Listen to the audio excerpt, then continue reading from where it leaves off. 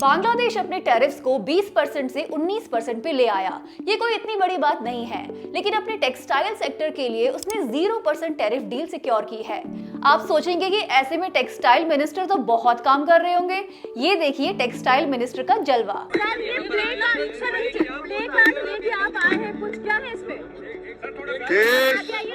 देश की गरिमा को कांग्रेस पार्टी आज से नहीं नेहरू के जमाने से तार तार किया है। लेकिन सर, यूएस टैरिफ के चक्कर में टेक्सटाइल इंडस्ट्री तार तार हो रही है सर।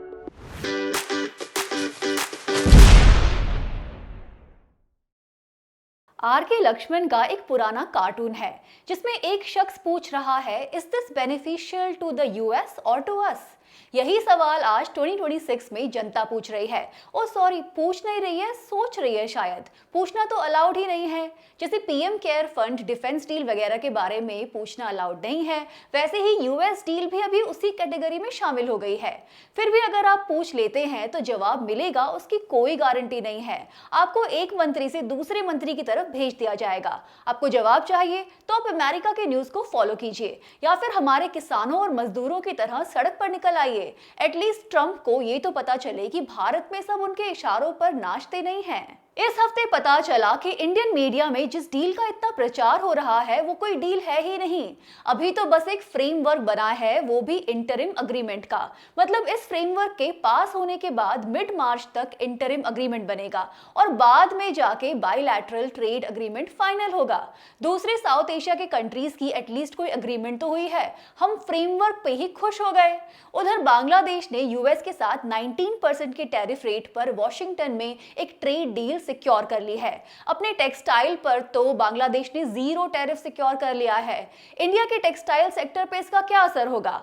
उधर से रशिया कह रहा है कि यूएस इंडिया को जबरदस्ती महंगा तेल बेचना चाहता है, पर इंडिया में तेल के बारे में कोई सवाल ही नहीं उठते। एक तरफ ग्लोबल इकोनॉमी के रास्ते बदल रहे हैं, दूसरी तरफ अमेरिका के दखल के चलते इंडिया की कोई इंडिपेंडेंट पॉलिसी नजर नहीं आती। क्या ये सो कॉल्ड यूएस डील हमको आइसोलेट कर रही है? क्या हम दूसरे साउथ एशियन देशों से भी पीछे छूट रहे हैं? बांग्लादेश अपने टैरिफ्स को 20% से 19% पे ले आया। ये कोई इतनी बड़ी बात नहीं है, लेकिन अपने टेक्सटाइल सेक्टर के लिए उसने 0% टैरिफ डील सिक्योर की है।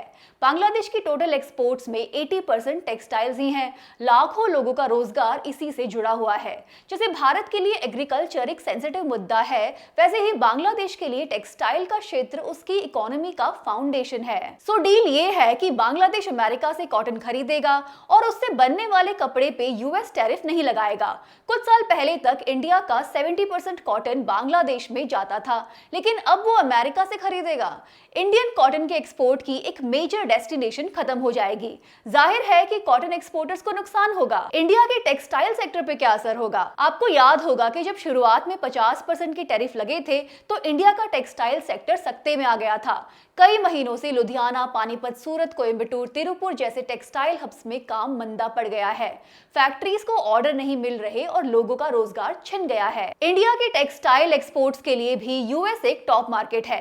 लगभग $10.5 बिलियन के टेक्सटाइल इंडिया से यूएस भेजे जाते हैं। जब 50% टैरिफ लगा तो टेक्सटाइल के एक्सपोर्ट्स में भारी गिरावट आई, इन्वेंटरी पाइल अप हो गई। नंबर्स देखें तो नवंबर 2025 में ईयर ऑन ईयर बेसिस पर यूएस जाने वाले टेक्सटाइल के एक्सपोर्ट्स में 31% गिरावट आई। ऐसे में इंडिया के टेक्सटाइल सेक्टर को यूएस के साथ एक ठीक ठाक ट्रेड डील की जरूरत थी, लेकिन बांग्लादेश ने यहां बाजी मार ली। सोचिए, इंडिया के टेक्सटाइल 18% पे यूएस जाएंगे और बांग्लादेश के 0% पे, तो कौन सा सस्ता होगा? किस देश को ज्यादा ऑर्डर्स मिलेंगे और किसका मार्केट ठप पड़ेगा? जनता भाजपा से यह भी जानना चाहती है कि 0 बड़ा के 18।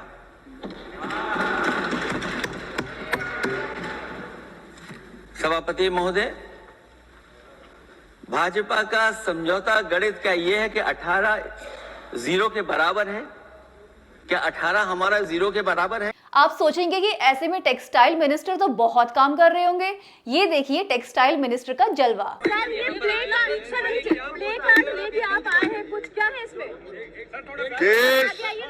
देश की गरिमा को कांग्रेस पार्टी आज से नहीं नेहरू के जमाने से तार तार किया है। लेकिन सर, यूएस टैरिफ के चक्कर में टेक्सटाइल इंडस्ट्री तार तार हो रही है सर।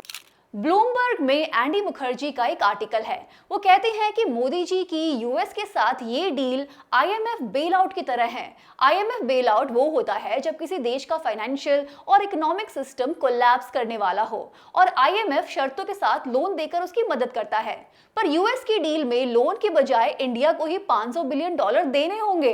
यूएस का बेल आउट सिर्फ इसलिए है कि आप नाम के लिए यूएस के मित्र बने रहें, लेकिन आईएमएफ फिर भी एक इंडिपेंडेंट, कई देशों से मिलकर बनी एक संस्था है। पर ट्रंप के सामने सरेंडर तो एक सिंगल देश के आगे घुटने टेक देने जैसा है। क्या किसी फोर्थ लार्जेस्ट इकोनॉमी को ऐसा करना शोभा देता है? किसी भी और साउथ एशियन देश को ये धमकी नहीं मिली है कि तुम रशिया से व्यापार मत करो या रशिया से तेल मत खरीदो। सिर्फ इंडिया को ही ये धमकी मिली है।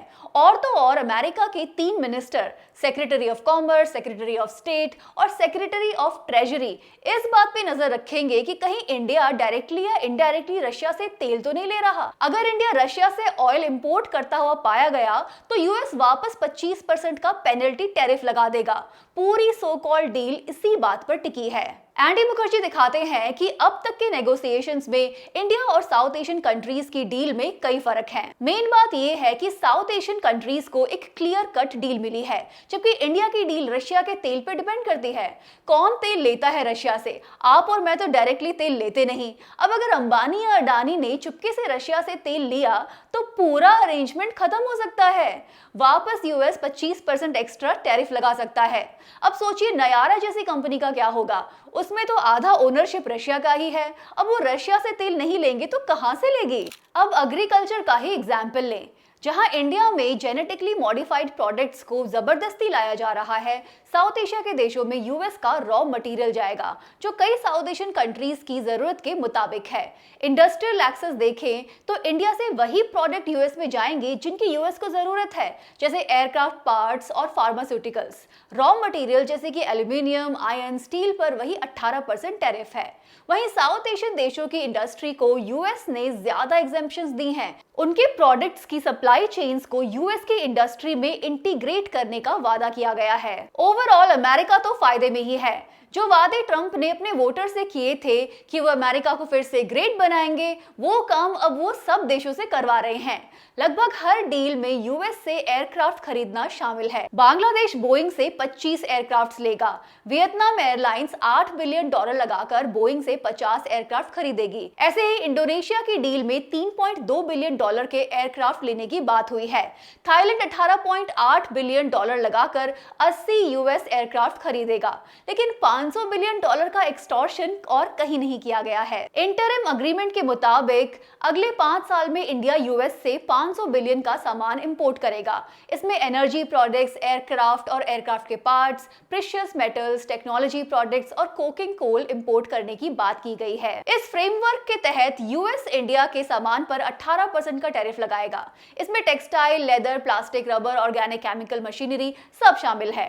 इंडिया के एयरक्राफ्ट पार्ट्स और फार्मास्यूटिकल्स पे यूएस 18% के टैरिफ को कुछ कम कर देगा। पर ये रेसिप्रोकल टैरिफ कैसे हुआ? क्योंकि रेसिप्रोकल का मतलब होता है पारस्परिक या आपसी या म्यूचुअल, लेकिन यहाँ तो 18:0 का रेशियो है। ये कौन से 2AB के मैथ से बराबर है? इस फ्रेमवर्क में साफ अक्षरों में लिखा गया है कि इंडिया यूएस के इंडस्ट्रियल गुड्स और wide range of US food and agricultural products पर से टैरिफ हटा देगा। इसमें ड्राइड डिस्टिलर्स ग्रेन, पशुओं के चारे के लिए लाल ज्वार, मेवे, फल, सोयाबीन, तेल, वाइन और स्पिरिट शामिल हैं। ये ड्राइड डिस्टिलर्स ग्रेन्स है क्या चीज? ये है कॉर्न से अल्कोहल या इथेनॉल बनाए जाने के प्रोसेस में बच जाने वाला रेसिड्यू। इसको पशुओं के चारे में इस्तेमाल किया जाता है। यानी कि अमेरिका इंडिया को पहले अपने कॉर्न का बाई प्रोडक्ट बेचना चाहता है। पहले हमारे वास्ट एग्रीकल्चर का कचरा संभालो, 0 टैरिफ पे जबरदस्ती पशुओं का चारा खरीदो। क्या इंडिया में पशुओं के चारे की कमी है या एक्चुअली यूएस में पशुओं के चारे की कमी है? मार्च 2025 में यूएस के ही डिपार्टमेंट ऑफ एग्रीकल्चर ने एक रिपोर्ट निकाली, the growing demand for animal products and feed in India. इसके मुताबिक इंडिया का कॉर्न का कंजम्पशन 2022-23 के 34.7 मिलियन टन से 2040 में 62.8 मिलियन टन और 2050 में 93 मिलियन टन होने जा रहा है। और तो और सिर्फ 4.6% के जीडीपी ग्रोथ रेट पे ये अमेरिका का एग्रीकल्चर डिपार्टमेंट हमारी जीडीपी ग्रोथ को अंडर एस्टिमेट कर रहा है क्या? इनका एक और एस्टिमेट है कि अगर इंडिया की जीडीपी 6% से ग्रो होती है तो डिमांड और भी ज्यादा बढ़ेगी। दोनों ही सिनेरियो में लार्ज स्केल इंपोर्ट्स की जरूरत पड़ेगी। इतना रिसर्च करता है अमेरिका का एग्रीकल्चर डिपार्टमेंट। क्या आपने इंडिया के एग्रीकल्चर डिपार्टमेंट से किसानों को अगले 10 सालों में क्या जरूरत पड़ने वाली है, ऐसी कोई स्टडी देखी है? इंडिया के कॉर्न का यील्ड 2024-25 में 3.75 टन पर हेक्टेयर था, जबकि यूएस के कॉर्न का यील्ड 11.25 टन पर हेक्टेयर था। वो इसीलिए भी क्योंकि अमेरिका जेनेटिकली मॉडिफाइड बीजों का इस्तेमाल करता है, जबकि इंडिया में जीएम सीड्स बैन है। तो ज्यादा कॉर्न उगाने वाले अमेरिका को लगता है कि इंडिया में कॉर्न और उसके रेसिड्यू को डंप करना ही बेस्ट पॉलिसी है।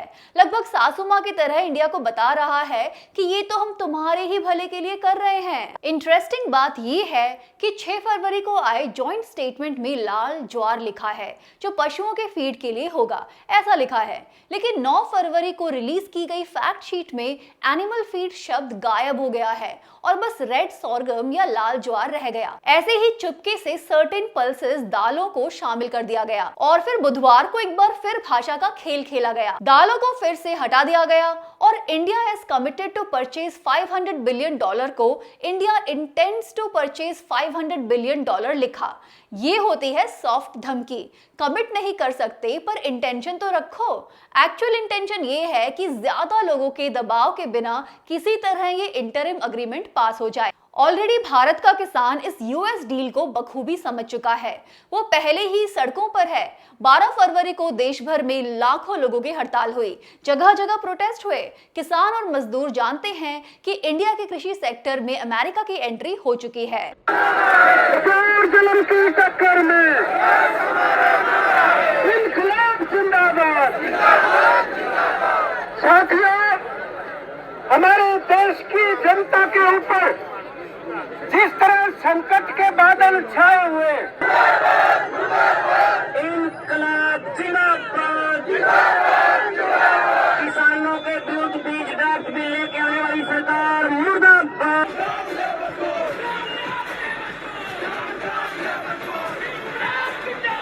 एडिशनल प्रोडक्ट शब्द पर भी ध्यान देने की जरूरत है। एडिशनल का मतलब है कि अमेरिका इसमें एग्रीकल्चर का कोई भी और प्रोडक्ट जोड़ सकता है। एपिसोड रिलीज होने तक इस फैक्ट शीट की शब्दावली कहां से कहां चली जाए कहा नहीं जा सकता। पीयूष गोयल ने कहा था कि एग्रीकल्चर और डेयरी प्रोडक्ट्स को डील से बाहर रखा गया है। अब आप ही बताओ कि दाल, नट्स, फ्रूट्स क्या फैक्ट्री में बनते हैं? यूएस ने व्हाइट हाउस प्रेस ब्रीफिंग्स में ये जॉइंट स्टेटमेंट और अपने एग्जीक्यूटिव ऑर्डर और फैक्ट शीट को रिलीज किया। अब जॉइंट स्टेटमेंट तो होता ही है जॉइंट, इसे जॉइंटली रिलीज किया जाना चाहिए, पर इंडिया के किसी भी ऑफिशियल चैनल पर ये स्टेटमेंट नहीं आया। एक्स पे भी इतने एक्टिव रहने वाले मिनिस्टर्स ने इसको रीट्वीट भी नहीं किया। पीआईबी से जो ऑफिशियल प्रेस रिलीज आया है वो अलग ही प्लैनेट की बात लगती है। India achieves landmark trade victory, unlocks $30 trillion US market for exports across की सेक्टर्स। द वायर में इकोनॉमिस्ट जयती घोष लिखती हैं कि $30 ट्रिलियन यूएस का टोटल मार्केट है। इंडिया के बस $10 बिलियन के एक्सपोर्ट को प्रेफरेंशियल एक्सेस मिला है, तो इतना उछलने की कोई बात नहीं है। यूएस के साथ ट्रेड डील के फ्रेमवर्क में इंडिया को डिजिटल ट्रेड का भी ख्याल रखना चाहिए। पीआईबी का प्रेस नोट डिजिटल ट्रेड को लेकर बहुत होपफुल है। लिखा है कि म्यूचुअल डिजिटल ट्रेड से इंडिया को बहुत बेनिफिट्स मिलेंगे, ट्रांजैक्शन कॉस्ट कम होगी, इंडिया के डिजिटल इकोसिस्टम में यूएस का इन्वेस्टमेंट आएगा, digital startup, cloud computing, artificial intelligence, fintech और हेल्थ टेक सेक्टर में ग्रोथ होगी। लेकिन यूएस की तरफ से आए स्टेटमेंट में ऐसा कुछ भी नहीं लिखा है। वहां बस इतना लिखा है कि दोनों देश डिजिटल ट्रेड के रास्ते में आने वाली डिस्क्रिमिनेटरी और बर्डनसम प्रैक्टिसेस को खत्म करेंगे। कोई टेक्नोलॉजी शेयर नहीं, कोई इनोवेशन नहीं, बस कॉर्पोरेट्स का रास्ता साफ करेंगे। सोचिए कि इंडिया बड़ी कंपनीज को रेगुलेट भी नहीं कर पाएगा और दूसरी तरफ हमारे फिनटेक और हेल्थ सेक्टर का डेटा भी यूएस कॉर्पोरेशंस के सर्वर्स पर होगा।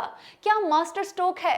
कहीं डिजिटल इंडिया का मतलब डिजिटल कॉलोनी तो नहीं? वहां से यूएस बटन दबाए और यहाँ डांस, मेरा मतलब है कि काम शुरू हो जाए। यूएस के चहेते बने रहने के चक्कर में इंडिया अपने रिलायबल ट्रेड पार्टनर से भी दूर हो गया है। रशिया से इंडिया की डिफेंस और ऑयल के सेक्टर में स्ट्रैटेजिक पार्टनरशिप रही है। यूक्रेन युद्ध के समय से फरवरी 2022 से फाइनेंशियल ईयर 2025 तक इंडियन ऑयल कंपनीज ने रशिया से $168 बिलियन का क्रूड ऑयल इंपोर्ट किया, उसको रिफाइन कर यूरोपियन मार्केट में बेचा और करोड़ों का मुनाफा कमाया। ऑब्वियसली सेंट्रल गवर्नमेंट ने भी टैक्सेस में मोटा पैसा कमाया। हाँ, आपको कुछ नहीं मिला। अब यूएस के धमकाने के बाद रिलायंस और दूसरे इंडियन रिफाइनर्स ने रशिया के तेल के बजाय मिडिल ईस्ट, अफ्रीका और साउथ अमेरिका को नए तेल के ऑर्डर दे दिए हैं। जब रशिया का तेल सस्ता था तब भी आपकी गाड़ी का पेट्रोल सस्ता नहीं हुआ। अब अगर ये रिफाइनर्स महंगा तेल खरीदेंगे तो कहीं आपकी गाड़ी के पेट्रोल का प्राइस ना बढ़ जाए। रशिया के फॉरेन मिनिस्टर सर्गेई लावरोव ने कहा है कि यूएस इंडिया को महंगा तेल खरीदने को मजबूर कर रहा है। उनका कहना है कि हमने तो यूक्रेन को लेकर यूएस का प्रपोजल मान भी लिया था, लेकिन वो देशों पर टैरिफ लगाकर अपनी दादागिरी चला रहा है, इकोनॉमिक डोमिनेशन चाहता है। इंडिया को अब क्लैरिफाई कर ही देना चाहिए कि क्या इंडिया वाकई रशिया से अब बिल्कुल तेल नहीं लेगा। फिर जब पुतिन इंडिया आए थे और उनको एयरपोर्ट पे लेने मोदी जी गए थे, वो क्या बस टैक्स पेयर के पैसे पे ड्रामा था? रशिया के साथ आखिर डील क्या हुई थी? और वो mother of all deals EU deal का क्या हुआ? जब इंडिया अपना सारा पैसा यूएस के सामान पर खर्च कर देगा तो ईयू से क्या इंपोर्ट करेगा? लगता है असली डील बस एक ही है, मागा plus मीगा, make America great again and make India गरीब अगेन। अब आपको नौकरी ना मिले तो सीधा ट्रंप से पूछना, लेकिन जब स्कूल, कॉलेज, हॉस्पिटल काम नहीं करेंगे तो ट्रंप तक अपनी आवाज कैसे पहुंचाएंगे? जब किसानों को फसलों पे एमएसपी नहीं मिलेगी तो अमेरिकन एग्रीकल्चर डिपार्टमेंट के सामने प्रोटेस्ट कैसे करेंगे? खैर, आप जो उचित लगे वो कीजिए। इस हफ्ते इतना ही। Thank you for watching Cracknomics. मिलते हैं अगले हफ्ते to crack more economics. The Wire के और वीडियोस देखने के लिए सब्सक्राइब करें और बेल आइकन पर क्लिक करें। स्वतंत्र पत्रकारिता की आर्थिक मदद करने के लिए डिस्क्रिप्शन में दिए गए लिंक पर जाएं और अपनी राशि चुनें।